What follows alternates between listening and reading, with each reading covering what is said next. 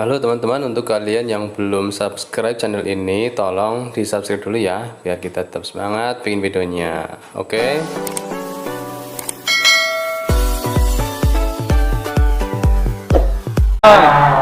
Segini, ini salah satu sesi yang paling rawan dan paling riskan ketika yang namanya perut sudah terpenuhi, gitu ya. Nah, tantangannya adalah bertahan dalam waktu 3 jam terakhir, betul ya.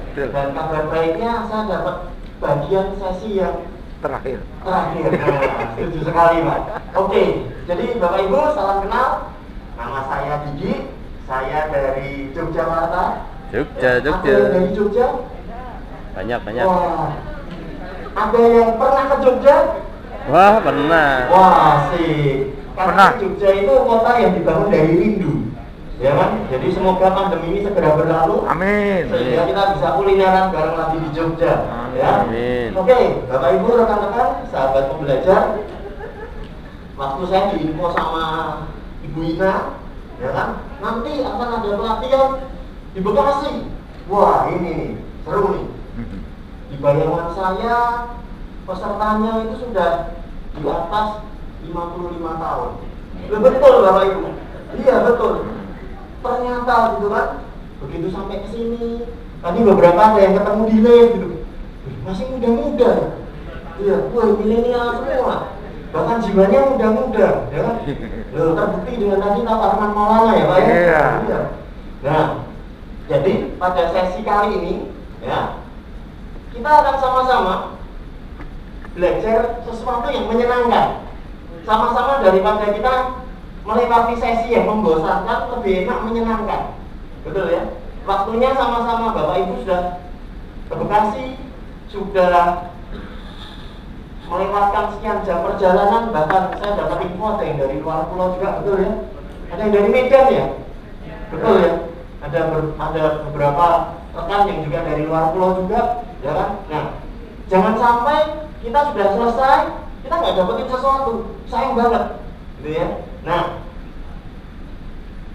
saya memanggilnya rekan-rekan Bapak Ibu sebagai trainer. Jadi kalau saya bilang trainer, tolong dijawab dengan yes. Oke, kita coba dulu. Trainer? Yes. Trainer? Yes. Trainer? Yes. Oke, ya. Kenapa kita perlu semangat? Karena gini Bapak Ibu, sekarang nih sama-sama, setelah kita selesai latihan, kita kembali ke aktivitas harian kita kan ketemu orang, betul ya? Betul. Kita juga ketemu tim kerja. Kalau sama-sama suruh milih Bapak Ibu, Anda lebih pilih mana? Ketemu tim kerja, punya tim kerja yang loyo atau yang semangat? Semangat. Sama-sama punya rekan kerja yang loyo atau yang semangat? Semangat. Itu makanya kenapa? Ayo kita semangat. Saya kemarin baca satu artikel Bapak Ibu. Di artikel itu dibilang ini. Tahukah Anda salah satu rahasia sukses itu adalah yang namanya semangat. Memang semangat bukan satu-satunya resep sukses. No, bukan satu-satunya. Tapi orang sukses itu nggak ada yang nggak semangat. Saya ulangi, nggak ada orang sukses yang nggak semangat. Justru karena dia semangat itu nggak harus tunggu sukses dulu Bapak Ibu. Orang semangat itu karena dia ngerti, oh dia punya tujuan.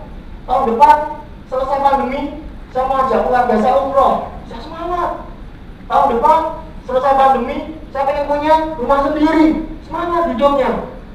Karena semangat, makanya dia sukses. Benar? Yes.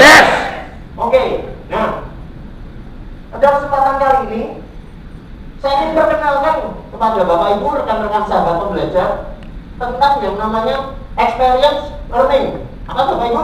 Experience learning. Ya, sebuah cara pembelajaran baru, penggabungan antara otak kanan dan otak kiri.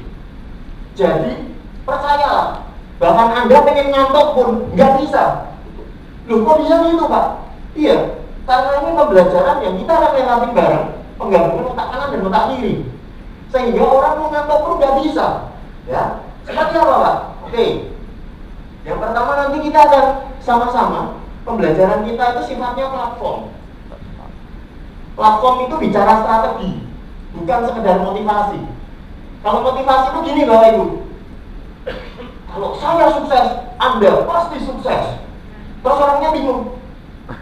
Saya sukses ngapain Pak? Aku ya nggak ngerti.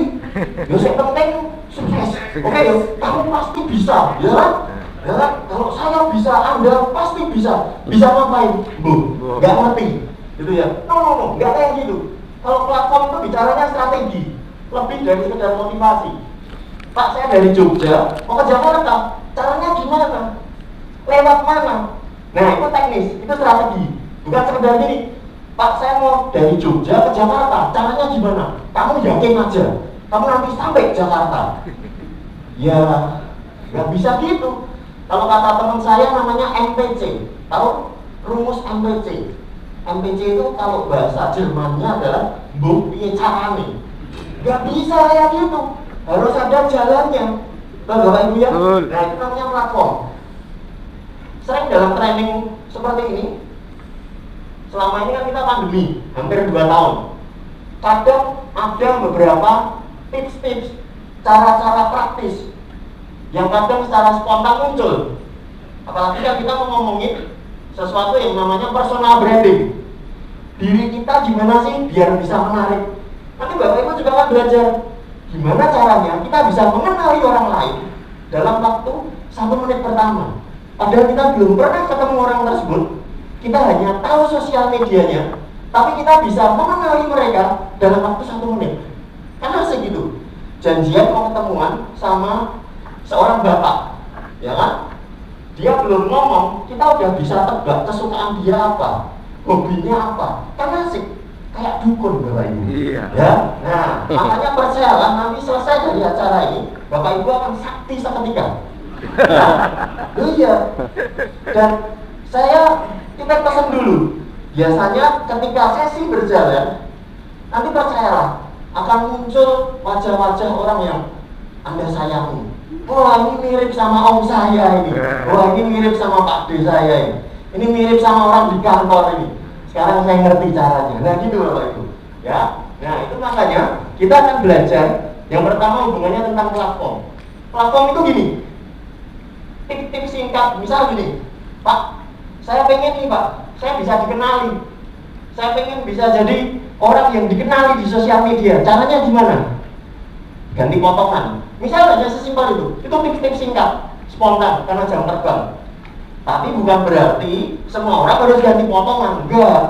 Ini bukan workshop yang menunjukkan orang harus ganti potongan untuk bisa sukses. Bukan. Ya. Jadi harus dibedakan yang namanya strategi dan motivasi. Itu yang pertama. Kemudian yang kedua, ya, kita akan belajar sesuatu yang sifatnya holistik. Holistik ini menyeluruh Bapak Ibu. Jadi bukan gini, bukan begitu ada masalah, betul, masalah itu diselesaikan. Tapi ketika ada masalah yang mirip sama, kita nggak bisa nyelesain. No, jangan. Kita semua pernah belajar matematika, betul Bapak Ibu? Banyak saya ketemu orang yang belajar matematika itu dihafal 2 tambah 5, 7. Tapi begitu dikasih pertanyaan lain, 1 tambah 6, bingung dia. Padahal kalau ngerti caranya, itu pasti akan ketemu jawabannya. Nah, itu yang namanya belajar holistik. Nah, kita akan belajar holistik secara menyenangkan. Itu namanya experiential learning. Trainer? Yes. Nah, saya ada sebuah statistik Bapak Ibu. Pernah nggak Bapak Ibu ngalamin Belajar, cara belajar. suasana belajar tapi membosankan? Pernah? Pernah. Atau enggak Pak, selama ini setiap kali belajar saya antusias. Bahkan trainernya sama saya, trainernya boleh membosankan, saya tetap antusias. Wah, hebat kalau bisa gitu. Saya pun juga pernah ngalamin. Dan setelah saya ikut sebuah pembelajaran, namanya belajar cara belajar. Namanya apa Bapak Ibu? Belajar cara belajar. Saya akhirnya ketemu statistik ini. Statistik ini bicaranya gini. Kuning ini adalah sesuatu yang kita pelajarin. Hijau ini adalah kemampuan kita. Nah, sebuah seminar pelatihan itu membosankan. Itu akan terjadi ketika seperti ini Bapak Ibu. Kemampuan kita tinggi, skill kita tinggi, ya. Tetapi ilmu yang diberikan biasa-biasa aja. Akhirnya udah ngerti, udah pernah. Akhirnya 2 jam berlangsung membosankan. Pernah ngalamin gitu? Nah, Itu yang pertama. Atau sebaliknya, kemampuan kita masih awal, tapi diajarin yang terlalu tinggi. Kemampuan kita cuma 5 nih baruan, tapi diajarin trainernya ngomong sesuatu yang sangat rumus banget, teknis banget. Kemampuan kita baru 5, trainernya ngomongin sampai 20. Aduh, error. Bener? Bener. Itu yang kedua. Belajar cara belajar, ternyata saya ketemu caranya. Orang paling bagus belajar ketika skill kita misal 7, yang dipelajari 9, di atasnya tapi sedikit, sehingga ada antusias, ada semangat untuk oke nih, ini baru nih, oke nih, mau deh kalau yang beginian. Nah itu Bapak Ibu, itu yang namanya belajar secara holistik. Nah kemudian yang berikutnya, Bapak Ibu saya dorong nanti di slide manapun, kalau Anda nemuin sesuatu atau Anda ingin tanya, silahkan Anda lambaikan tangan. Ya, kenapa? Karena kita akan belajar secara praktisioner. Praktisioner itu langsung cara praktisnya, bukan sekedar teori. Nanti Bapak Ibu rekan-rekan juga akan melihat banyak case-case yang kita munculkan. Ya, yang mungkin Bapak Ibu rekan-rekan sahabat pembelajar pun pernah mengalaminya. Jadi kalau dapat sesuatu langsung mau tanya sesuatu langsung lambaikan tangan. Setuju? Benar-benar? Yes. Oke. Nah, aha effect ini begini Bapak Ibu. Kemarin saat pandemi, kurang lebih hampir 2 tahun ini, saya pun juga terus upgrade diri saya melalui online. Saya belajar bikin desain, saya belajar bikin Canva. Ada yang tahu Canva? Oke. Saya belajar banyak hal melalui online, ya. Nah, banyak orang setelah dapat sesuatu, mereka nggak ngerti cara mengelompokkannya. Nah, ini sedikit tips dan trik. Saya akan tunjukkan. Ketika kita dapat sesuatu, langsung tulis di kertas kosong Anda. Oh, ternyata begini cara nanganin orang. Oh, ternyata begini kalau ketemu orang yang begitu. Ya, langsung tulis, dapetin ahanya. Nah, kemudian setelah itu, silahkan dikelompokkan. Ini ada 4 kelompok. Ya, ada 4 kelompok. Aha effect yang Anda dapatkan ini Anda kelompokkan. Ada inspirasi-inspirasi yang sifatnya ketika Anda langsung lakukan dampaknya besar dan langsung bisa terrealisasi. Ada juga model-model yang inspirasinya ketika Anda lakukan dampaknya kecil tapi bisa langsung direalisasikan. Ada juga yang sebaliknya. Anda belajar, Anda dapetin sesuatu, Anda dapetin insight, tetapi insight itu kalau Anda lakukan dampaknya besar, bisa membuat hidup Anda lebih baik, tapi butuh waktu lebih lama. Ada. Begitu juga ada yang keempat. Ada insight-insight, quote-quote tertentu yang bagus, tapi ketika dilakukan efeknya mungkin hanya kecil dan butuh waktu lama. Nah, itu makanya kenapa kita perlu ngerti yang namanya belajar cara belajar. Karena banyak orang terlalu sibuk belajar, akhirnya lupa melakukan yang harus dilakukan. Ada satu quote begini Bapak Ibu, lebih baik satu rencana yang diwujudkan daripada 1000 rencana yang hanya wacana. Saya ulangi ya, lebih baik satu rencana yang diwujudkan daripada 1000 rencana yang hanya wacana. Ya, dan nanti kita akan belajar, kita akan praktek bareng. Ya, Bapak Ibu di depan, Bapak Ibu sudah ada kertas kosong. Karena kita di sesi ini kita akan lebih banyak prakteknya. Jadi Anda jangan berharap Anda melihat. Oke, kalau yang belum nanti teman-teman panitia akan membagikan kertas. Ya. Jadi kalau Anda berharap atau Anda berpikir sesi kali ini akan banyak tulisannya, akan banyak istilah-istilahnya. Maaf Bapak Ibu, kalau training bersama kami Anda akan kecewa mengharapkan itu. Karena kita akan lebih banyak prakteknya. Jadi nanti Anda lihat lebih banyak gambarnya. Ya, karena kita akan lebih banyak prakteknya. Tujuannya apa? Lebih banyak manfaatnya. Oke? Silahkan sambil kertas dibagikan. Kemudian kalau ada yang mau ke toilet dulu sebentar, silahkan. Ya, karena sekali lagi kita akan lebih banyak prakteknya nanti. Kita akan buat 60 menit ini menjadi 60 menit yang menyenangkan. 60 menit yang seru, yang asik, ya. Dan Anda keluar dari tempat ini Anda dapetin sesuatu. Ya, jadi silakan persiapkan diri Anda. Kalau yang mau ke toilet silakan ke toilet dulu. Oke. Sebelum nanti kita akan mulai sesi utama pada siang hari ini. Oke. Menarik Bapak Ibu, bicara tentang people, bicara tentang manusia. Ternyata ada hukumnya. Dan namanya hukum, itu kita senang nggak senang, itu tetap terjadi. Kita sepakat ataupun tidak, itu tetap terjadi. Contoh, hukum gravitasi.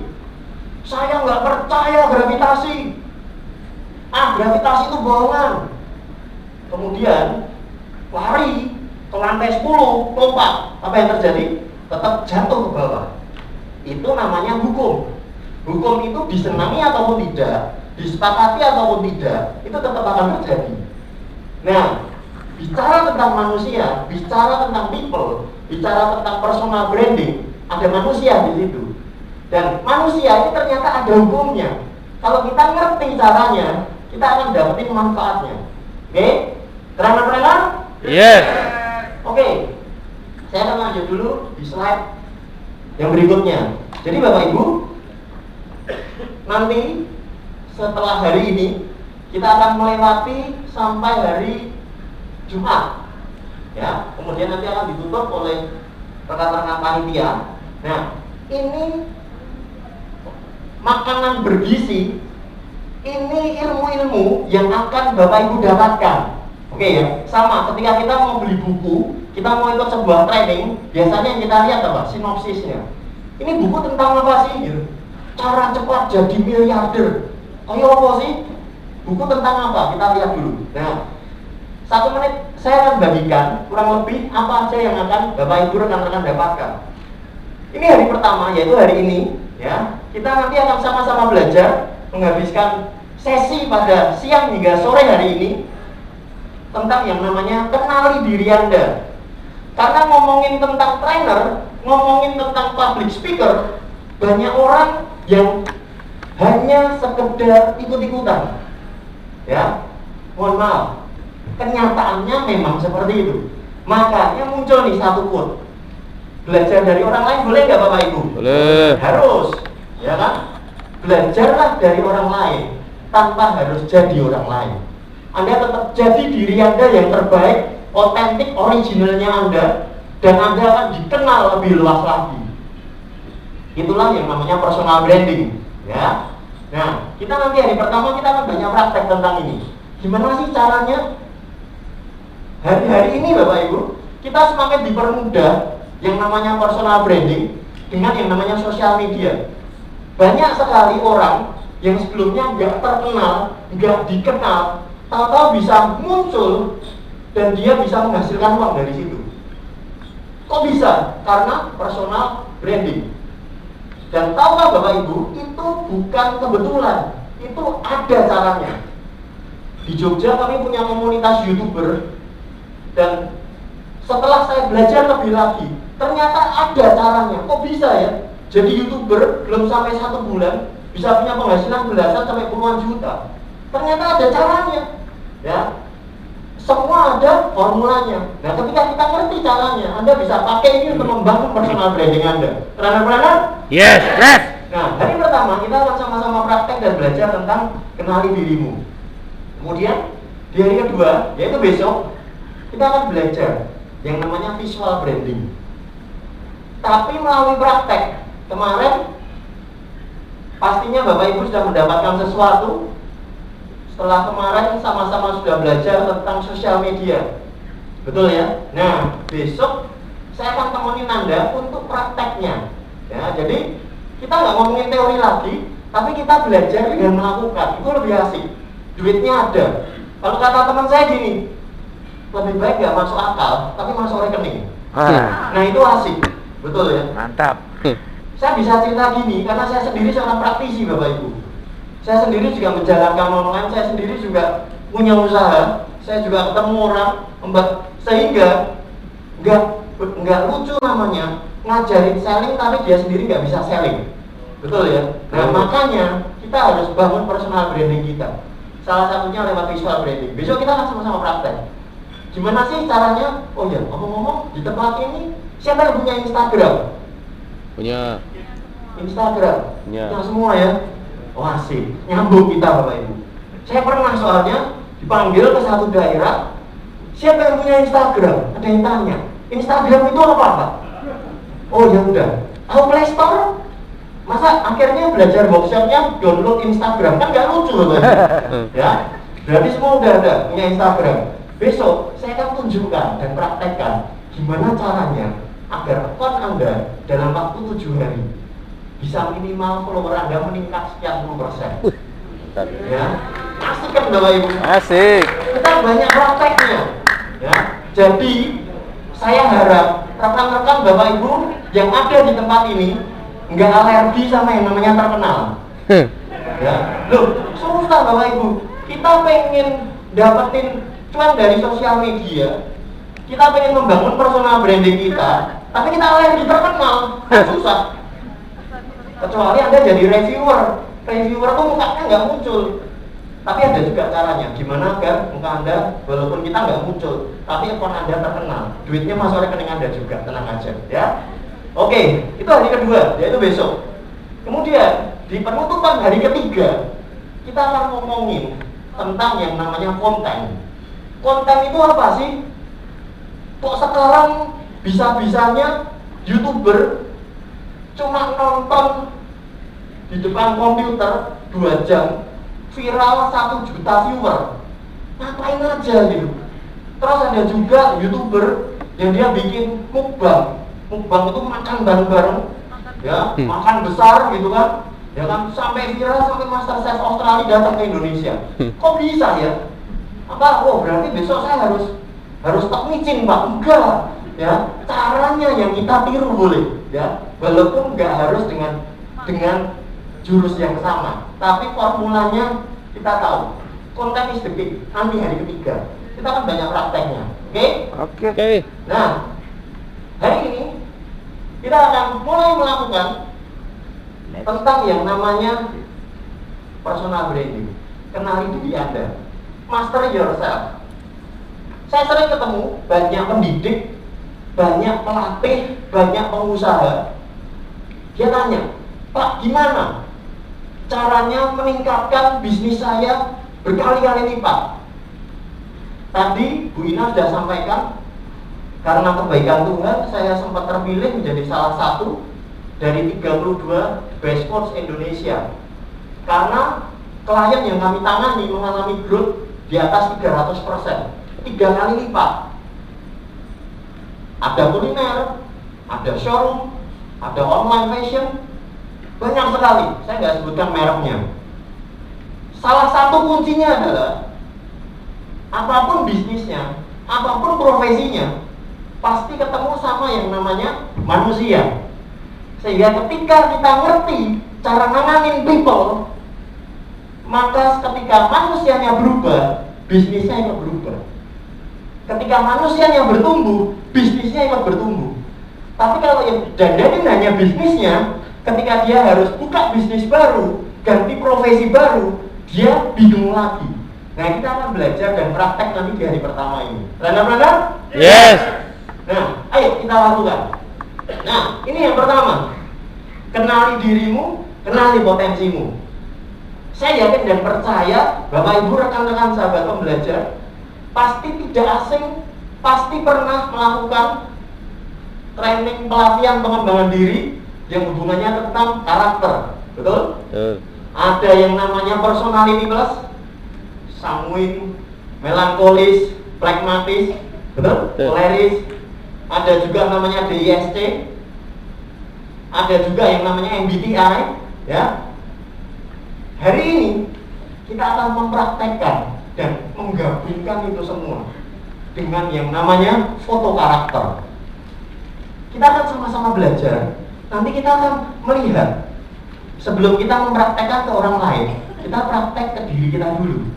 Ya, nanti kita akan melihat, oh ternyata orang yang punya tai lalat di mata itu karakternya begini. Loh, bisa ngerti Pak. Ternyata orang yang kalau nggak punya tai lalat di mata, berarti dia sifatnya seperti ini. Loh, bisa tahu Bu. Ya, makanya saya bilang, ini training jadi dukun secara kilat. Ya, jadi setelah jadi dukun, gunakan ilmu Anda bermanfaat lebih luas lagi. Trainer? Yes. Nah, kita akan mulai ya tentang yang namanya rumus hukum manusia. Saya yakin dan percaya setiap kita yang hadir di tempat ini pasti ingin punya kehidupan yang lebih baik. Kehidupan lebih baik ini kalau boleh disimpulkan namanya keberhasilan atau sukses. Ya, sukses tidak selalu diukur dengan materi. Setuju Bapak Ibu ya? Ada orang yang mengartikan sukses itu ketika dia bisa melakukan sedekah sekian rupiah. Ada orang yang menilai dirinya sukses itu ketika dia bisa mengajak kerabat sama saudaranya, orang tuanya umroh. Betul? Arti sukses setiap orang beda-beda. Ya. Tapi kalau disimpulkan, arti sukses ini dalam rumus ini adalah yang namanya have. Have ini pencapaian. Ternyata saya dapat rumus ini Bapak Ibu ketika saya belajar di satu workshop, bayarnya nggak pakai rupiah. 5 hari 4 malam. Setelah disimpulkan cuma belajar B kali do sama dengan have ini Bapak Ibu ya, B kali do sama dengan have ini suruh ngeluarin lebih dari 1000 US dollar. Apaan itu? Nah saya akan bagiin ya. Nah B kali do sama dengan have ini adalah pencapaian sesuatu apapun itu yang ingin Anda capai. Pernahkah Anda mendengar kata yang namanya afirmasi? Betul? Bayangkan ketika Anda nanti punya penghasilan sekian puluh juta. Bayangkan ketika Anda nanti punya rumah seperti yang Anda dambakan. Betul? Apakah salah? Enggak salah. Karena memang ada caranya. Tapi survei membuktikan kenapa 8 dari 10 yang melakukan afirmasi tanpa didampingin dengan cara yang benar, mereka akan mengalami kegagalan. Maaf kalau statementnya keras, karena itu kenyataannya. Karena ternyata itu seperti ini Bapak Ibu. Kita coba ya praktek ya. Bapak Ibu coba bayangkan sebuah hewan yang namanya gajah. Bisa terbayang? Ya. Gajah. Oke. Kemudian bayangan Bapak Ibu ini kita tambah. Bayangkan gajah sedang naik becak. Nah, Masih bisa kebayangin ya? Oke. Nah sekarang tolong Bapak Ibu bayangkan sebuah binatang yang namanya owa kolopu. Bayangkan sebuah binatang yang namanya owa kolopu. Owa. Apa itu? Apa itu? Ngerti lah bro? Ngerti. Owane dapat Apa itu? Owa kolopu. kolobune. Kalau Anda bingung, saya juga bingung. Karena memang binatangnya nggak ada. Arti dari ini adalah, pembelajaran dari permainan sikat ini adalah, kalau otak kita nggak pernah dikasih input, itu nggak akan keluar outputnya. Kita bisa munculin gajah karena kita ada input gajah di otak kita. Kita bisa munculin gajah naik becak karena ada inputnya di otak kita. Tapi owa kolopu nggak ada inputnya, ketika suruh bayangin error. Sama, bayangkan Anda punya penghasilan 1 miliar, gak ada inputnya. Makanya 8 dari 10 orang afirmasinya fail. Kalau trainernya ngerti, dia harus bikin bertingkat. Jangan langsung 1 miliar. Jangan langsung sesuatu yang fantastis. Otak kita nggak nangkep. Ketika otak kita nggak nangkep, error di sini. Makanya akhirnya nggak kesampaian. Orangnya malah kecewa. Afirmasi bohongan tuh. Afirmasi itu cuma jualan mudah. Padahal bukan jualan mudah, tapi nggak ngerti cara mencapainya. Kalau ngerti cara mencapainya, ada kok banyak alumni kami yang dia mengalami peningkatan 3 kali sampai 5 kali kehidupan dia dalam waktu 1 tahun. Apa aja Pak yang meningkat? Termasuk rekening tabungannya juga meningkat. Kok bisa? Karena ngerti caranya. Kayak gajah tadi, ada inputnya. Ya. Nah, sama seperti hal ini. Be kali do sama dengan have. Have ini pencapaian. Nah, untuk mendapatkan pencapaian ini ada rumusnya, ada kabar baik dan kabar buruknya. Kabar buruknya adalah Anda harus lakukan ini. Siapapun Anda, apapun profesi Anda, berapapun usia Anda, senang atau tidak senang, ini rumusnya. Namanya rumus, namanya hukum, itu kayak gravitasi. Mau suka ataupun tidak, kalau kita melempar barang pasti jatuh ke bawah. Be kali do. Apa itu be? Apa itu do? Nah, saya akan jelaskan secara cepat. Pernah nggak Anda ketemu orang yang dia ditanya ini ngerti, sertifikasi itu punya, workshop ini ikut, pelatihan itu ada, buku ini pernah baca, tapi hidupnya nggak kemana-mana, tapi rekening tabungannya gitu-gitu aja. Punya teman kayak gitu? Ada loh orangnya, mungkin juga ada di tempat ini. Iya. Ya, betul? Kok bisa? Bisa. Nah, ini rumusnya. Karena banyak orang fokusnya hanya di do. Do ini bicara skill, Bapak Ibu. Skillnya ditambah, upgrade dirinya ditambah, kemampuannya ditambah. Tapi mereka lupakan B-nya. Dalam angka matematika, angka berapapun kalau dikali dengan 0, maka hasilnya akan 0. Mau 9.999.000, kalau pengalinya 0, hasilnya akan 0. Itu yang menjawab, oh pantesan si X ini dia tahu banyak hal, tapi hidupnya nggak kemana-mana. Kenapa? Pengalinya 0. Hati-hati. Ya, ini sesuatu yang basic, tapi ini ketika orang ngerti, 5 tahun yang lalu setelah saya ngerti, saya langsung merubah cara belajar saya. Saya langsung merubah cara upgrade diri saya. Do ini bicara skill. Yang kita lakukan hari ini itu do. Melatih skill. Do-nya naik, bertingkat, makin keren, makin hebat, makin terampil, makin bisa ini itu. Tapi jangan lupakan B. B ini apa? Nah, kita akan lihat. B ini bicara, do ini bicara skill hebat yang Anda miliki. Have ini apapun yang ingin Anda capai. Sayangnya banyak orang melupakan B. B ini apa, Bapak Ibu? B ini adalah people-nya, manusianya, saya dan Anda. Sehingga ketika people-nya mau berubah, ketika saya dan Anda terus mau berbenah, ya, ditambah dengan skill yang hebat, maka pencapaian demi pencapaian akan terjadi dalam hidup Anda. Pernah? Yes. Sehingga suatu saat nanti ketika Anda menoleh ke belakang, Anda akan lihat, oh iya, bulan Juli saya ikut training di Bekasi. Akhir tahun ini saya sudah mencapai A, B, C, D. Ketika Anda menoleh ke belakang, Anda akan melihat pencapaian demi pencapaian yang terjadi dalam hidup Anda. Oke?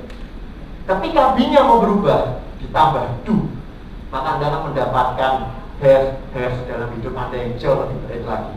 Benar? Yes. Nah, hari ini, pada sesi kali ini, kita akan ngomongin yang namanya B. Ya, saya akan kenalkan sebuah metode tepat dan akurat yang namanya foto karakter. Bisa, Pak, sangat bisa. Ya, namanya foto karakter. Nanti kalau Anda mau kepoin, Anda bisa masuk ke websitenya langsung www.fotokarakter.com. Anda akan dapetin banyak hal-hal yang simple tapi sangat kaya sekali insight-nya. Saya pun setelah belajar hal ini, oh ternyata begitu caranya. Oh ternyata selama ini kok nyoba ini nyoba itu nggak berhasil. Oh ternyata begitu. Dan nanti kita akan lihat. Tapi kita akan sama-sama praktek. Saya akan jelasin secara singkat apa itu foto karakter. Oke, foto karakter ini Bapak Ibu ternyata digunakan untuk banyak sekali bidang dalam kehidupan. Mulai dari untuk positioning kerja, positioning dalam perusahaan. Saya kemarin ketemu satu klien, dia punya pabrik kertas di Solo. Dia tanya sama saya, Pak, buat tolong kapan ada waktu datang ke tempat saya bisa minta advice apa yang harus saya lakukan. Saya cuma lakuin yang namanya foto karakter. Dia punya sekitar 300 karyawan. Kemudian kita setelah melakukan mapping lewat foto karakter, kita langsung bisa simpulkan, oh ternyata positioningnya nggak tepat. Ketika positioningnya diganti dan tepat, omset perusahaan itu langsung meningkat 128%. belum pakai skill jualan, belum pakai skill online, belum pakai skill yang macam-macam, cuman diganti positioningnya. Sesederhana ini Bapak Ibu, kalau ikan disuruh terbang, mau di training kayak gimana pun nggak akan bisa, kecuali ikannya Indosiar. Betul ya? Jadi harus ngerti dulu. Kalau monyet yang bisanya manjat, dilatih berenang, mau kayak gimana hebatnya pun tetap nggak akan bisa berenang, menyelam, diving dan segala macam, kecuali dia meninggal dan kolap tenggelam. Betul ya? Nah, banyak orang itu terlalu memikirkan skill A, B, C, D, F, G, tapi dia melupakan diri dia sejatinya itu apa. Karena ketika dia ketemu potensi terbaiknya, dia melakukan yang namanya leverage, peningkatan, itu akan cepat sekali. Saya sudah terlalu banyak sekali lihat alumni kami yang setelah dia tahu kekuatan dirinya, kemudian dia mengalami breakthrough, dia mengalami banyak pencapaian dalam hidupnya, dan itu dahsyat sekali Bapak Ibu. Nah, foto karakter ini juga digunakan sampai hal-hal yang sifatnya untuk relationship, ya, untuk organisasi keagamaan, untuk public speaking, untuk entertain, ya, bahkan di beberapa partai politik menggunakan yang namanya foto karakter ini. Kenapa? Agar bisa mapping, bisa screening. Karena ini canggih sekali Bapak Ibu. Dalam waktu 1 menit Anda bisa mengenali lawan bicara Anda.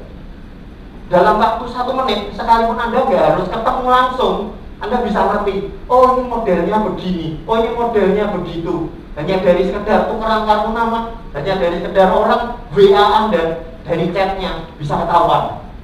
Kok bisa? Ya kita akan praktek, oke? Nah, foto karakter ini baru ada sekitar 15 tahun dan sudah digunakan lebih dari 5 juta orang di seluruh dunia. Dan kabar baiknya, kita bersyukur foto karakter ini yang menciptakan anak bangsa, yaitu orang Indonesia, namanya Dr. Yakub Esra. Ya, beliau ini konsultan perusahaan-perusahaan internasional yang ada di Asia, bahkan kelasnya dunia. Ya, ini beliau mentor saya. Sampai hari ini pun saya masih terus belajar dengan beliau. Usianya sudah cukup sepuh Bapak Ibu, ya, tapi beliau semangat berbaginya sangat tinggi sekali.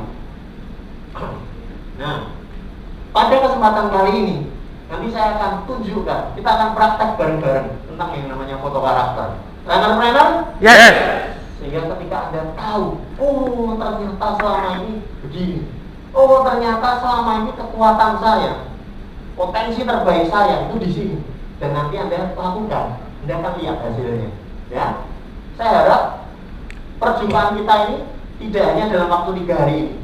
Jadi buat teman-teman yang punya Instagram, punya Facebook, yuk kita terus bersilaturahmi. Ya, Anda DM saya, Anda follow, saya akan follow back, sehingga kita bisa terus terkoneksi. Ya, nah, ini sumbernya dari Tribun News mana ini? 2000 sekian. Ya, nah, apa bedanya foto karakter dengan beberapa tes terdahulunya? Saya akan ceritakan cepat aja, karena setelah ini kita praktek, itu jauh lebih asik. Personality Plus, pernah dengar Bapak Ibu ya, sampai ada bukunya. Pragmatis, koleris, sanguin, melankolis, betul ya? Personality Plus ini hanya bicara tentang satu lapisan kedalaman, sehingga ketika ketemu orang, oh modelnya seperti ini, selesai. Tapi ketika orang itu sendirian, ketika orang itu terbelit dalam hutang, ketika orang itu ada masalah, orang itu bisa berubah. Pernahkah Anda mengalami kerjasama atau rekanan, atau saudara Anda atau orang yang baru Anda kenal pinjam duit? Ketika pinjam, baik semua Bapak Ibu ya? Ya. Baik. Tapi kita tinggal di negara di mana yang dipinjemi lebih galak daripada yang pinjemin, ya. Nah ini wasiknya. Nah nanti setelah belajar foto karakter kita bisa ngerti begituan, kan masih? Ya itu teknis banget. DISC sama, itu satu lapisan kedalaman. MBTI sedikit lebih canggih. MBTI itu ada ESTJ, FNP dan segala macam. Oh saya orangnya pendiam, tapi saya suka keramaian. Loh kok bisa? Bisa. Saya orangnya ramah, suka berteman, tapi sering merasa kesepian. Loh kok bisa? Bisa. Nah, nanti kita akan praktek. Nah kalau foto karakter ini kita bicara sampai 3 lapisan kedalaman. Ya, tenang, ini nggak dikumpulin. Jadi nanti ketika Anda praktek, yang tahu hanyalah Anda Dan saya. CCTV hotel, oh enggak, CCTV-nya aja di situ, nggak mungkin ketahuan. Ya, hanya Anda dan kertas Anda yang tahu ya. Jadi kita nanti yang praktek dan seru-seruan bareng-bareng. Nah, kalau personality plus, kombinasinya cuma 4. Melankolis, sanguin, koleris, pragmatis. Recruiting orang, cari marketing, carinya yang sanguin. Banyak teman, cheerful, mudah ajak ngobrol, dan lain sebagainya. Tapi ilmu berubah, psikologi bertambah, ya. Yang dulunya 4 kombinasi jadi 16. Ada namanya MBTI dan segala macamnya. Nah kalau foto karakter itu kombinasinya 1024. Ya, jelas kita nggak akan pelajari semua, tenang aja, ya, tenang aja. Nanti tetap masih ada waktu buat apa namanya break time, buat menikmati kota Bekasi ini ya.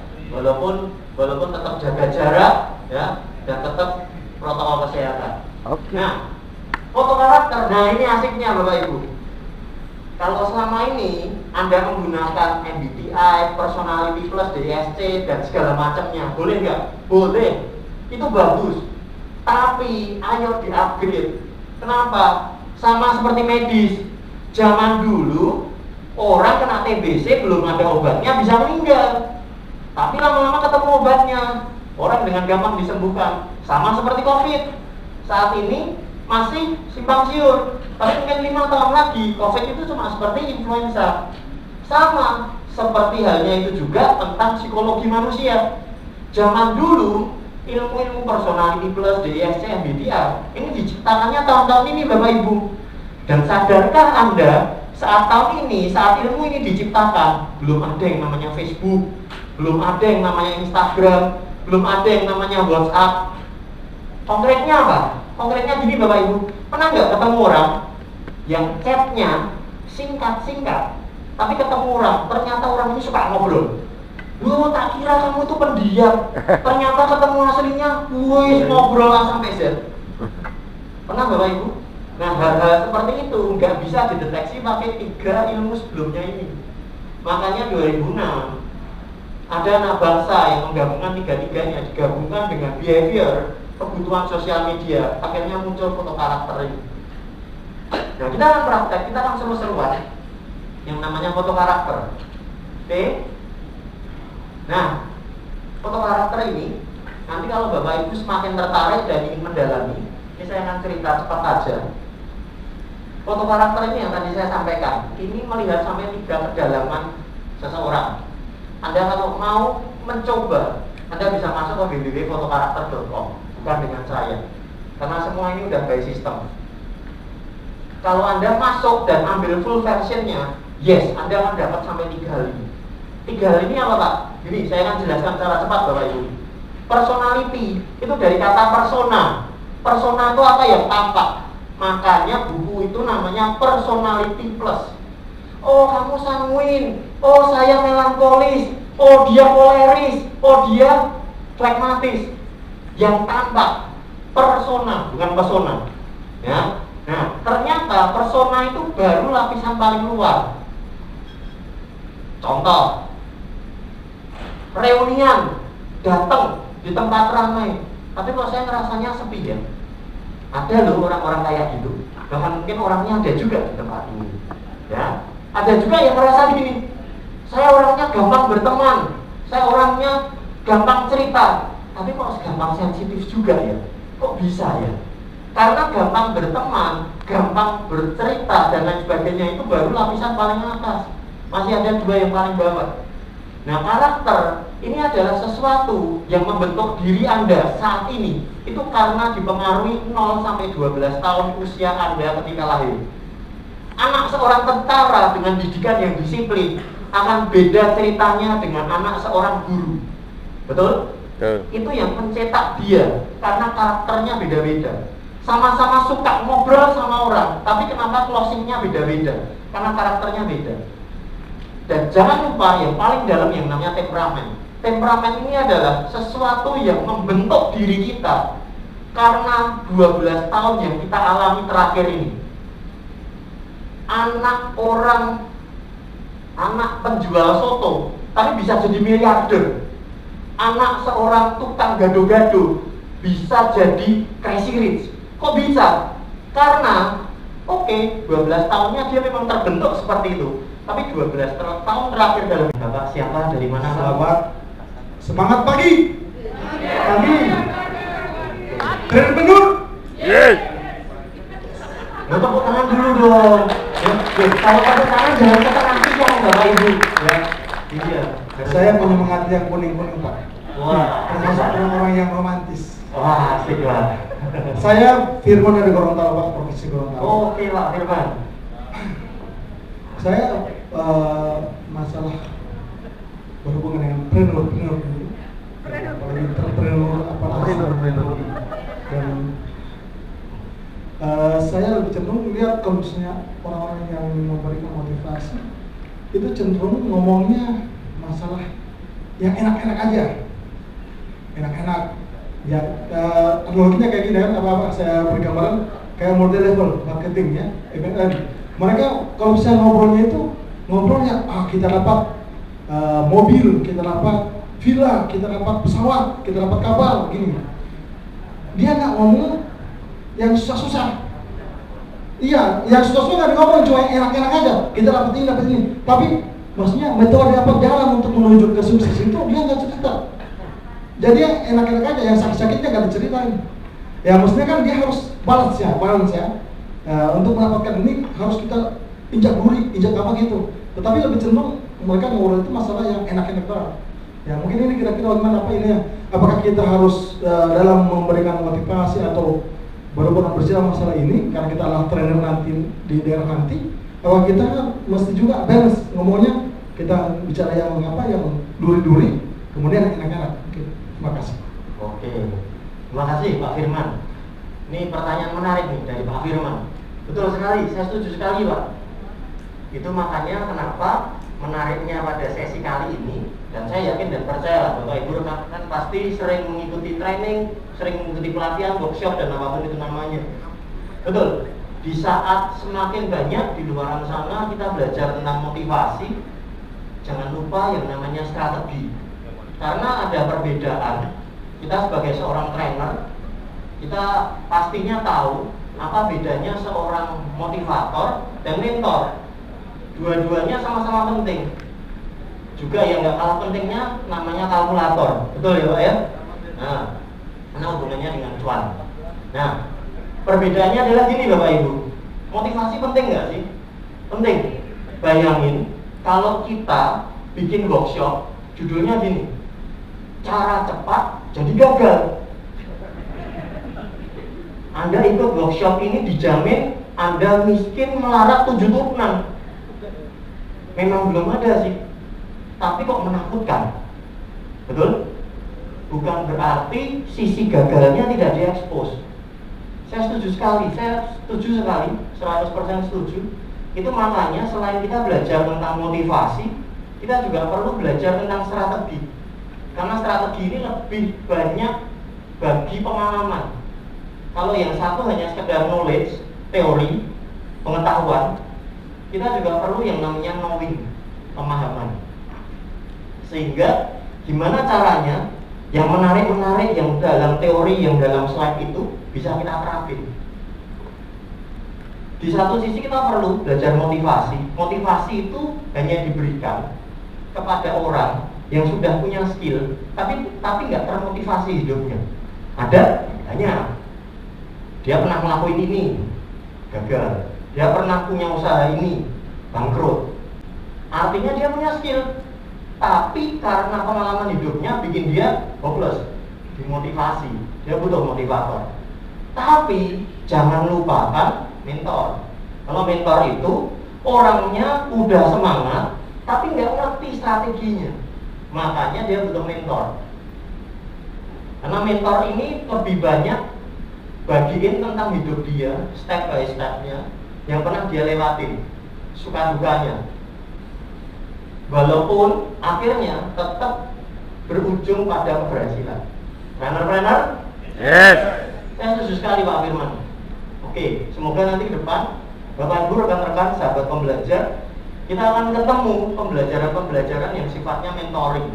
Jadi dia bagi dari yang pernah dia lalui, bukan bagi dari apa yang dia ketahui. Beda tipis kan, yang dia lalui dan dia ketahui. Powernya beda, ya kan? Powernya beda. Yang pernah ngelewatin sama yang hanya sekedar tahu. Thank you Pak Firman. Oke, ada lagi yang mau bertanya? Oke, silakan Ibu. Ibu siapa? Dari kota mana? Dari mana? Oke. Terima kasih Pak. Ya, terima kasih Pak atas kesempatan yang diberikan kepada saya. Nama saya Syahmoni dari jauh dari Pulau Sulawesi, Sulawesi Selatan. Yang ingin saya tanyakan ini Pak, mungkin hal dasar yang dimiliki oleh banyak orang dalam hal bagaimana meningkatkan kepercayaan diri ketika ingin memulai usaha. Karena di satu sisi yang saya alami sendiri untuk pribadi saya orangnya tertutup. Terus memulai sesuatu terhadap orang itu malu, misalnya menawarkan barang. Karena materi ini mempelajari karakter seseorang dari cara makannya. Nah, kan asli. Ya, kan?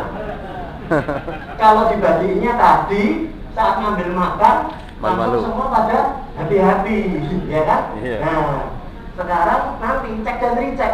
Nah, hal-hal praktis seperti ini yang perlu kita sama-sama kuasai dan kita sama-sama perlu praktekkan dan kita bagikan, kita ajarkan nanti lebih luas lagi. Sehingga ketika ketemu orang, dia merah, kuning, hijau atau merah, kuning, hijau atau ungu, nggak perlu dikasih tes 12 pertanyaan, tapi secara cepat ketemu. Oke, kita mulai. Saya ingin menanyakan masalah warna ini ya. Adakah kesamaan antara dia suka warna merah dengan jumlah nilai yang merah itu? Bagaimana itu? Oke, Terima kasih. pertanyaan dari Pak Jai. Apakah ada hubungannya kalau orang suka dengan warna tertentu berarti dia warnanya apa? Gitu ya Pak? Siap. Oke, ini pertanyaan menarik. Nanti di sesi kedua ini kita akan belajar bahkan nggak cuma dari kesukaan dia, tapi cara dia berpakaian. Karena tadi kalau kita lihat yang warna kuning pun belum tentu kesukaannya warna kuning. Yang warna merah pun belum tentu kesukaannya warna merah. Betul ya? Siap. Tapi apapun warna itu ternyata ada statistik yang bisa kita jadikan sebuah pola. Oh, kalau kuning begini, kalau merah begini, cara pakai pakaian begini. Nah, yang susah adalah gini Bapak Ibu. Saya akan jawab singkat karena nanti kita akan dapatkan materinya. Yang susah itu gini, saya pernah teman saya setelah ikut workshop seperti ini, kemudian kan asik nih praktek gitu ya. Waktu itu belum pandemi, jadi waktu kopdar gitu dia nebak, wah si Mas Wawan, mohon maaf kalau ada kesamaan nama, wah Mas Wawan ini orangnya pasti ungu. Loh, kenapa kok ungu? Lah pakaiannya rapi. Tadi kan ada kan ungu itu rapi, betul ya? Nah ternyata cek dan dicek, si Wawan ini warnanya kuning. Nah kuning kok bisa rapi? Tahu kenapa Bapak Ibu? Setelah cek dan dicek, memang benar Wawannya ini kuning, tapi istrinya di rumah ungu. Oh. Jadi ketika Wawan mau pergi, Bu, pergi dulu ya. Bentar, kamu ketemu siapa? Ketemu teman-teman kok bajumu gitu, ganti. Nah ikut si Wawannya gitu. Ya, dan itu kisah nyata gitu ya. Nah, itu asiknya. Nah, semakin kita ngerti, semakin kita memperdalam, semakin kita paham. Nah, kita sebagai seorang trainer, kita juga memberi konsultasi. Nah, semakin kita sering mempraktekkan ini, kan kita semakin tajam. Thank you Pak Jai. Nanti kita di sesi berikutnya ini ada materi tentang itu. Siap. Oke. Sudah. Ya kan? Mau Pak, tapi sekarang kan pakai masker. Tenang. Tetap tembus, tenang aja. Kalau Bapak Ibu belajar ilmu yang satu ini mau dia pakai masker tetap tembus. Kecuali mata Anda yang ditutupin, nah itu ya. Ya. Nah, kenapa tetap tembus? Karena yang pakai masker kan mulutnya. Nah, yang kita lihat matanya. Ya. Wah. Dari pandangan Setelah ini pertama. makanya jadi sakti semua. Setuju Bapak Ibu ya? Trainer-trainer? Yes. Sehingga nanti gini loh Bapak Ibu, ketika ada orang datang sama Anda, dia ngomongnya mau konsultasi, tapi ujungnya pinjam duit, Anda udah bisa screening dulu. Kan asik gitu loh. Kan banyak yang begituan. Awalnya minta saran, ujung-ujungnya pinjam duit. Ya kan? Nah, jadi yang ngerti. Juga bisa membedakan orang yang benar-benar bertanya sama Anda atau mempertanyakan. Kan hati-hati. Kita ini ujung tombak. Ya kan? Apalagi bicaranya personal branding, dikenal di mana-mana. Kita harus paham beberapa hal yang saya akan sampaikan ini. Yang pertama, kita belajar dari face reading. Namanya face reading. Ilmu face reading ini sudah lama sekali Bapak Ibu. Anda kalau pengen jauh lebih tahu, nanti Anda bisa lihat lewat YouTube. Ya, Anda ketik aja namanya face reading. Itu dari bentuk wajah, dari bentuk muka dan lain sebagainya. Itu ada semua. Tapi yang saya akan bagikan dalam kesempatan yang singkat ini, yaitu dari mata. Pilihannya cuma dua, jadi nggak mungkin nggak. Yang pertama, orang yang punya tai lalat di sekitar mata, sama orang yang nggak punya tai lalat di sekitar mata. Simpel kan? Berarti kalau nggak A pasti B, ya kan? Kalau nggak punya tai lalat ya berarti pasti punya tai lalat. Maksud simpel itu. Oke, ini statistik Bapak Ibu. Statistik itu jadi Anda bisa jadikan pegangan, tapi jam terbang tetap pegang peranan. Saya ulangi ya, statistik itu Anda bisa jadikan pegangan, tapi jam terbang tetap pegang peranan. Makanya kita nggak cuma belajar dari satu deteksi, tapi ada beberapa yang saya akan bagikan. Dari face reading, kalau orang punya tai lalat di sekitar mata, biasanya, kenapa saya tambahkan biasanya? Karena ini 8 dari 10. Pak, saya ketemu Pak, ada orang yang tai lalatnya di mata tapi sikapnya beda. Nah, makanya itu 8 dari 10 saya bilang. 8 dari 10 orang yang punya tai lalat di mata, itu dia tipikal orang yang perasa. Ya, Anda cek dan dicek. Anda boleh keluarkan handphone Anda. Ya, kalau dalam sebuah tausiah atau sebuah acara organisasi keagamaan, orang-orang yang punya tai lalat di mata ini dia gampang sekali tersentuh. Kekuatan dia meyakinkan orang itu keren, tapi dia sendiri juga gampang dipengaruhi. Ya, makanya dia biasanya gampang kagum sama orang lain. Ya, nah kalau pasangan Anda punya tai lalat di mata, pasangan Anda nggak punya. Kemudian Anda kagum dengan seseorang, Anda ditawarin barang, Anda kagum dengan seseorang. Terus, wah ini keren nih, peluangnya keren nih, ini oke nih. Terus Anda ajak pasangan Anda nggak punya, dia lihatnya biasa aja. Kenapa bisa begitu? Karena karakternya berbeda. Nah, kalau orang kembali lagi, kalau orang punya tai lalat di mata, dia orangnya perasa. Kalau Anda mau kerja sama atau Anda berhubungan dengan orang ini, bangunlah emosi. Nah, banyak trainer yang bilang jualan itu dibangun dari emosi. Saya setuju. Kalau itu untuk orang-orang yang punya tai lalat di mata, karena dia memang emosinya kuat, dia gampang tersentuh, sehingga dia juga kekuatannya di situ. Tetapi kalau dia nggak ada tai lalat di sekitar mata, dia tipikal logika, dia tipikal pemikir. Kalau yang satu orang feeling, yang satu orang thinking. Kalau orang thinking, Anda nawarin sesuatu harus jelas, harus pasti, harus ada angkanya. Contoh. Anda misal mau jualan sesuatu. Kalau biasanya kan, Pak, produk ini bagus, Pak, produk ini bahannya premium, Pak, khusus hari ini harganya spesial. Nah, penawaran-penawaran seperti itu cocoknya untuk orang-orang yang perasa. Karena kalau orang pemikir, dia nggak bisa hanya sekedar kata bagus. Bagusnya ini harus bisa didefinisikan. Pak, pakaian kami ini lebih mahal, tapi kualitasnya premium. Premiumnya kenapa? Karena bahannya anti air, misalnya anti maling gitu kan. Nah, misalnya seperti itu. Ya. Jadi untuk orang-orang pemikir itu harus didefinisikan. Itu face reading. Sehingga keuntungannya apa buat kita? Keuntungannya adalah ketika nanti ada orang datang ke Anda mau konsultasi atau mau apapun namanya, Anda langsung screening daerah mata. Punya tai lalat nggak? Ya kan? Kalau dia pakai kacamata, dilepas dulu Pak gitu. Ya enggak, kayak gitu juga.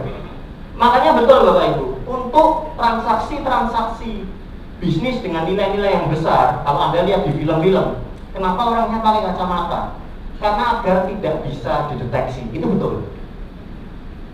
Itu pelajaran yang saya dapatkan ketika saya belajar tentang yang namanya lie detection.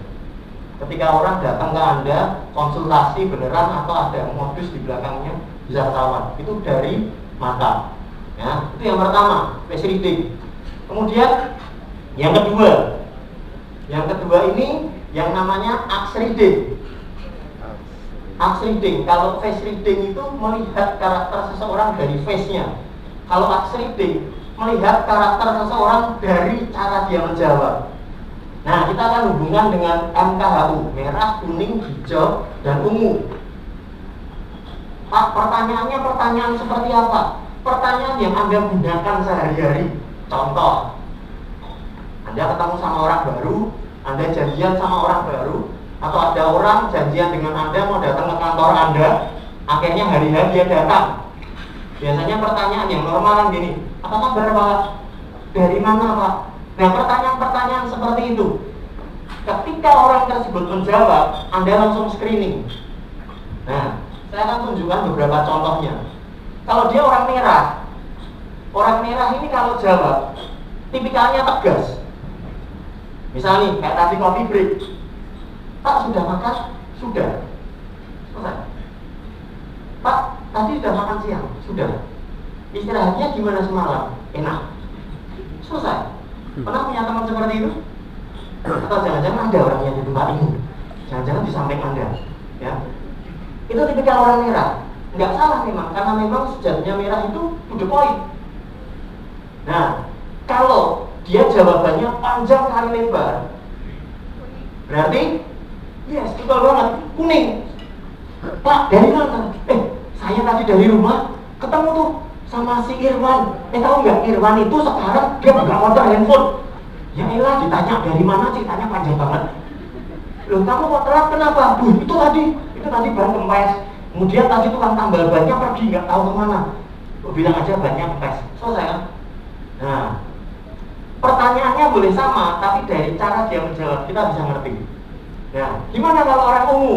Nah, kalau orang ungu, Pak, sudah makan belum? Sebelum jawab, yes, betul banget. Sebelum jawab, dia mikir dulu.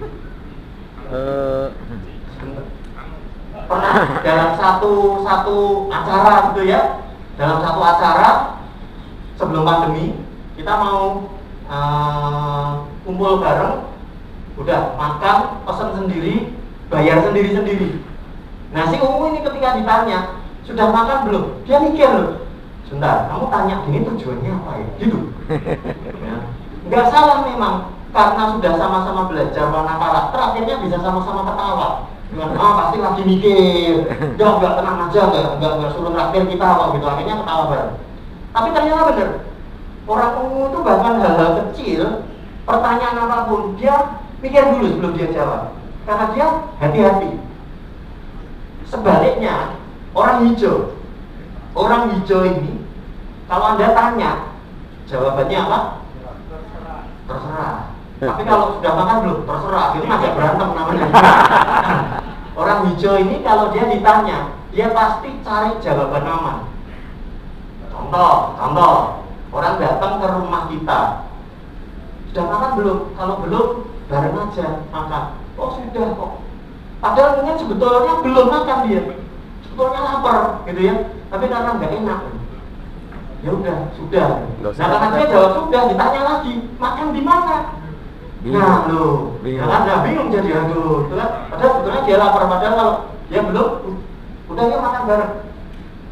Hal itu pernah dilakukan sama teman saya, makanya ini don't try this at home. Teman saya bilang, masa sih orang hijau sampai gitu? Kalau hijaunya benar-benar hijaunya tinggi, memang seperti itu. Nah dia lakukan kayak gini, ini jangan ditiru. Pas acara bareng, orang ini nggak suka makanan pedas. Jadi si X ini nggak suka makanan pedas. Sengaja sama teman saya dipesenin makanan pedas. Katanya kalau orang hijau kan nggak enakan. Dan ternyata betul loh Bapak Ibu, makanan pedasnya itu dihabisin sama dia. kita yang ngerti gitu, ngawur. Dia sampai bolak-balik ke kamar mandi 3-4 kali gitu, ya kan, dihabisin. Terus habis itu baru, "Loh kan kamu nggak suka makanan pedes." Dia ketawa, "Ya kan nggak enak udah dipesenin." Nah kan bener kan? Teman saya dengan antengnya bilang, "Iya betul ya saya lihatnya yang udah makan kan itu." Nah seperti itu Bapak Ibu. Pertanyaannya boleh sama, tapi dari cara dia menjawab kita ngerti. Oh ini kayaknya kuning nih, oh ini kayaknya merah nih, oh ini kayaknya ungu nih. Itu Bapak Ibu. Ya, itu dari yang namanya tax reading. Hal itu kalau dipakai untuk jualan asik banget Bapak Ibu. Karena dari pertanyaan kita bisa screening, kita bisa mapping. Oh orang di balik chat ini orang warna apa. Nah yang ketiga yang saya akan bagikan yang namanya chat reading. Dari bahasa chatnya kita bisa memahami orang ini, orang di balik pemegang handphone ini warna apa. Oke, Anda silakan keluarkan handphone Anda, ya. Kemudian Anda silahkan buka WA Anda, ya. Saya beri waktu. Anda silahkan keluarkan handphone Anda, kemudian Anda buka WhatsApp Anda, kemudian Anda kira-kira cari kontak Anda yang warna kuning, ya, yang warna kuning. Kemudian lihat bahasa chatnya. Kuning. Oke, kan sekarang udah mulai pahami kuning itu seperti apa, ungu, merah, hijau seperti apa. Nah, silakan Anda lihat chatnya. Nah, sambil Anda lihat, saya akan deskripsikan. Orang kuning, dia kalau chat, itu pasti akan banyak sekali emonya. Ya, bahkan ketawa pun nggak cuma satu emo ketawa. Itu ketawanya banyak. Maka guling-guling bilang kasih emo, kasih stiker, kasih apa. Kemudian orang kuning itu kalau dia chat, semakin tinggi kuningnya, itu semakin banyak hurufnya. Ya. Halo gitu, halo gitu. Hai. Oke, thank you. Nah, itu asiknya orang kuning. Jadi dari chatnya, "Halo, apa kabar bro? Apa kabar pak? Sehat pak?" Wah, jawabannya seru. Ya, karena orang kuning itu orang yang suka cerita. Nah, "Pak, saya punya teman orang kuning tapi nggak gitu." Nah, setelah kita belajar, saatnya kita gali seberapa tinggi kuningnya. Ya, nah ini sudah bisa. Oke. Oh, oke, ini yang nanti. Oh, ini filenya diubah ke PDF. Oke, saya lanjutkan dulu tanpa slide, karena slide-nya diubah ke PDF. Nah, kalau orang kuning itu Anda lihat chat-nya itu akan banyak emonya. Karena dia chat itu sama seperti dia cerita.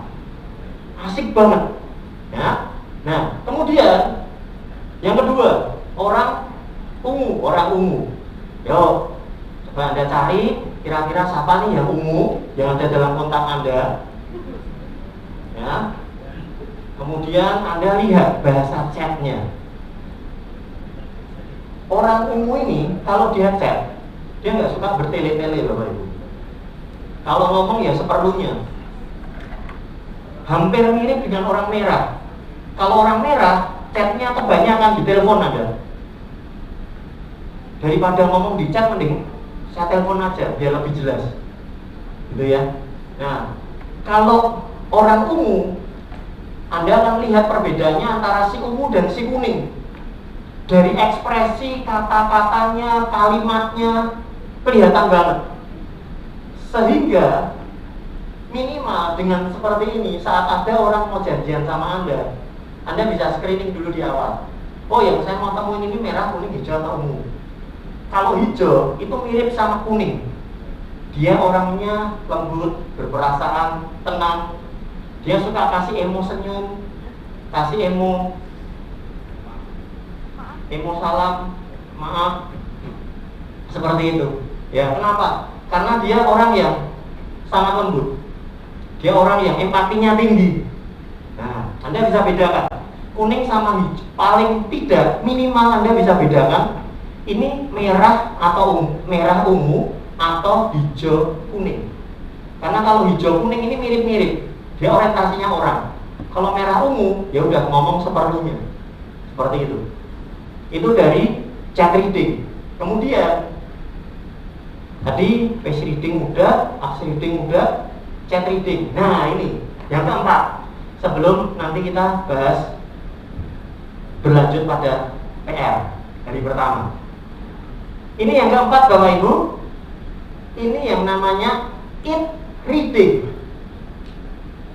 Makanya biasanya transaksi atau kerjasama itu banyak dibangun di meja makan.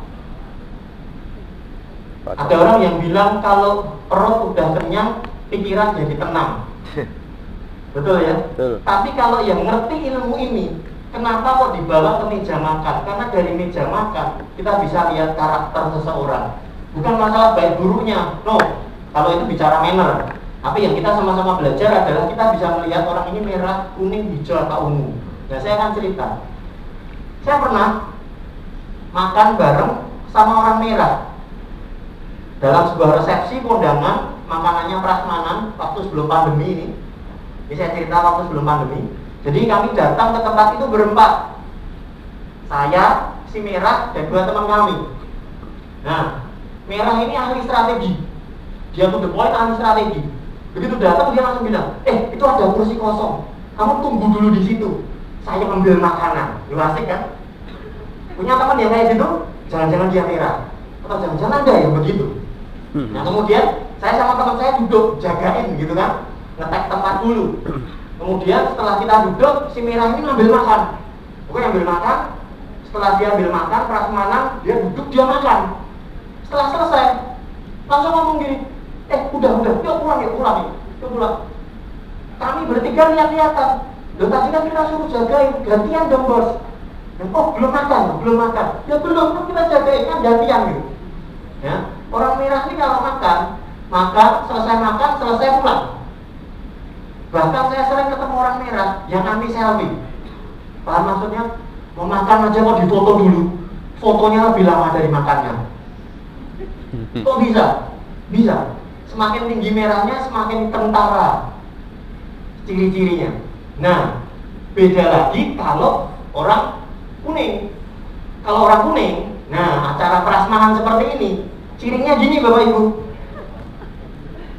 Lu kok ketawa Bu? Ambil makan. Oke, dia ngambil makan, ada kerupuk. Nah, besok pagi kan ada breakfast. Nah, bisa sambil lihat. Setelah makan, selesai, duduk, dia makan. Setelah selesai, apa yang dilakukan? Ngobrol, nambah lagi. Tapi sebelum itu, biasanya yang dilakukan adalah celingak-celinguk. What the meaning of celingak-celinguk? Toleh kanan, toleh kiri. Makanannya habis kan? Dia duduk, makanannya habis kan? Dia lihat kanan kiri. Dia tanya sama temennya, mau nambah nggak? Mau ngambil dua nggak? Padahal sebetulnya yang pengen ngambil dia. Mau tambah? Ambil lagi yuk. Dia mau ngambil dia. Nah, bahkan nggak cuma dalam hal makan, ke toilet pun sama. Kamu ke toilet nggak? Terus sebetulnya mau ke toilet dia. Jangan kenapa? Karena orang kuning itu senang bareng-bareng. Ya, kebersamaannya tinggi, solidaritasnya tinggi. Nah, itu kuning. Beda lagi sama hijau. Kalau hijau ini aman. Ya udah ngambil dikit. Ya kan? Ternyata setelah dicoba kok nggak enak. Belum mending kalau enak. Kok nggak enak? Tapi ya udah diambil. Ya kan? Suruh tambah enggak deh gitu. Nah, yang paling kentara adalah orang ungu. Orang ungu kalau di prasmanan kita lihat cirinya. Prasmanannya banyak, ya kan? Sebelum dia ngambil yang dilakukan apa? Dia lihat dulu. Mikir. Oh nasi goreng. Oh bakmi goreng. Oh ada sayur bening. Oh ada kerupuknya. Oh ada sambelnya. Oke deh saya suka. Tapi belum ngambil. Jadi dia screening dulu. Setelah dia screening, dia baru lihat, oke deh saya ngambil. Begitu ngeliat, nantiannya udah panjang. Ya kan? Kebanyakan mikir soalnya. Ya. Nah, Anda bisa lihat nanti ketika Anda bareng pergi makan dan segala macam sama. Itu kalau menu prasmanan. Kalau menu sama juga. Kalau orang ungu sama orang hijau, itu dia akan lama menghabiskan waktunya dibuka menu. Kalau orang kuning gampang, dia mungkin ke tempat rumah makan yang belum pernah pun dia pesennya yang pasti. Saya pernah pergi makan sama orang kuning, ya kan, padahal itu di tempat seafood. buat nyobain ikannya gitu kan, dia belinya nasi goreng. Kemudian pergi lagi ke tempat masakan apa namanya, saya lupa, dia belinya juga nasi goreng. Saya sampai tanya, emang nasi goreng itu beda-beda ya? Kan nasi digoreng gitu kan? Ya nggak apa-apa gitu. Orangnya santai. Nah, dari situ kita bisa lihat dari cara dia menempatkan cara makannya. Kalau orang umum, dia datang ke tempat makan, yang dia lihat sekitarnya, oh nyaman ya, oh, loh, tapi di situ kabel listriknya mati, loh, di situ lampunya padam, oh di situ redup. Loh, saya punya teman, dia ungu banget, justru yang dikomentarin seperti itu. Akhirnya makanan datang, oh ternyata enak juga, ya udah kan intinya mau makan gitu kan. Nah seperti itu, dari situ kita bisa screening. Nah, dari eye reading, face reading, kemudian chat reading, dan yang terakhir eat reading. Nah, sebelum kita tutup pada sesi pada hari ini, saya akan bagikan yang namanya makna dalam setiap kata. Oke? Makna dalam kata. Seperti yang tadi saya sampaikan, tahukah Bapak Ibu, rekan-rekan sahabat pembelajar, tadi kan Anda sudah memilih minimal 12 kata yang Anda pilih. Nah, saya minta kerjasamanya. Anda lihatlah di catatan Anda yang tadi. Kemudian, silahkan Anda lingkari satu kata yang mencerminkan diri Anda banget, yang buat banget, Anda lingkari. Tujuannya untuk apa? Tujuannya agar nanti kata-kata yang Anda pilih ini, yang besok kita akan bawa untuk yang namanya visual branding. Yang tadi saya bilang, sama-sama trainer, yang satu kuning, yang satu merah, punya ciri khas yang berbeda. Bahkan sama-sama trainer warna kuning, yang satu kuning tapi pilih katanya antusias, sedangkan yang kuning yang satu pilih katanya mudah bergaul, akan ciri khasnya berbeda. Nah, yuk silahkan Anda lihat lagi catatan Anda yang tadi, ya. Kemudian Anda pilih satu kata, kan itu semua kata yang Anda pilih. Kemudian Anda pilih satu kata dan silahkan Anda lingkarin. Oke? Dan setelah Anda lingkarin, nanti oleh teman-teman panitia akan dibuat kelompok, ya. Dan kata yang Anda lingkarin itu tujuannya untuk apa?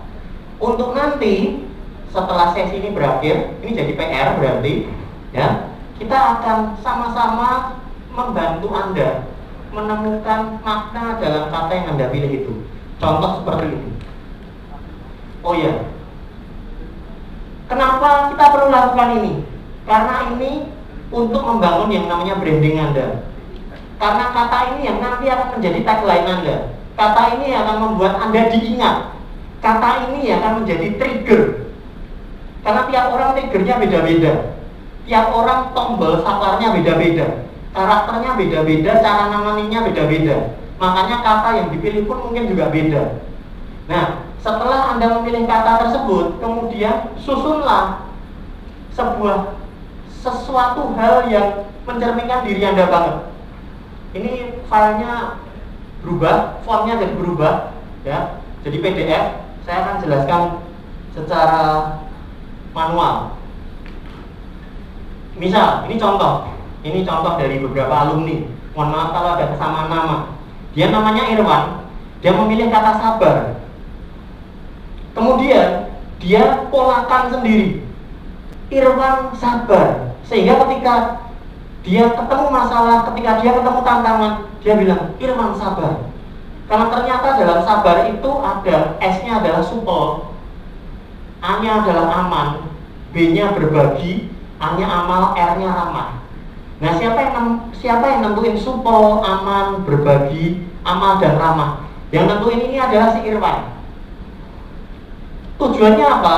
Ketika si Irwan ini nanti mulai dikenal, dia tetap harus mengingat dirinya. Irwan, kamu ini orang yang soleh, kamu ini orang yang suka beramal, kamu ini orang yang supel, kamu ini orang yang suka berbagi. Sehingga ketika dia saat ini belum dikenal, dia suka berbagi. Tapi ketika nanti dia makin dikenal, dia dapat duit banyak dari situ, dia tetap harus suka berbagi. Karena ini brand identity-nya dia. Nah, nama sabar ini yang jadi tagline-nya dia. Nama sabar ini yang akhirnya nanti dibawa ke branding, ke visual branding untuk membentuk diri dia. Sehingga kontennya juga konten-konten yang hubungannya dengan ini, postingan captionnya yang berhubungan dengan ini. Jadi nggak sekedar ikut-ikutan. Contoh satu lagi, yang kedua, ini Irwan si sabar. Yang kedua kita punya Freddy yang asik. Freddy ini kebalikannya sama Irwan tadi. Kalau Freddy ini asik, dia orangnya antusias, dia orangnya semangat. Sehingga ketika dia menemukan kata asik ini, walaupun kayaknya cuma kan cuma asik 4 huruf, tapi di balik kata asik ini ada makna yang dalam buat si Freddy, karena Freddy yang menemukan. Mungkin asik ini akan berbeda artinya buat orang lain, tapi buat si Freddy ini powerful. Nah, ayo sama-sama Bapak Ibu rekan-rekan sahabat pembelajar cari kata dan singkatan padu padan yang mencerminkan diri Anda. Nanti oleh tim panitia akan dibikin kelompok, dan besok kita akan memperkenalkan diri kita dengan versi terbarunya kita, versi terbarunya Anda, versi terbaiknya diri Anda. Kayak tadi, saya Irwan sabar, karena dalam sabar ada supel, aman, berbagi, dan seterusnya. Ya, nah ciptakan sebuah kata yang mudah diingat, yang itu mencerminkan diri Anda. Karena di hari besok kita akan ngomongin visual branding. Gimana caranya dalam 10 detik pertama Anda bisa mudah diingat oleh orang lain. Kalau sama teman sendiri sih pasti ingat, tapi masalahnya kan kita ngomongin sosial media. Orang yang nggak kenal Anda itu jauh lebih besar daripada orang yang kenal Anda. Gimana caranya orang yang nggak kenal Anda ini bisa mengingat Anda? Salah satunya lewat ini. Benar? Yes. Oke.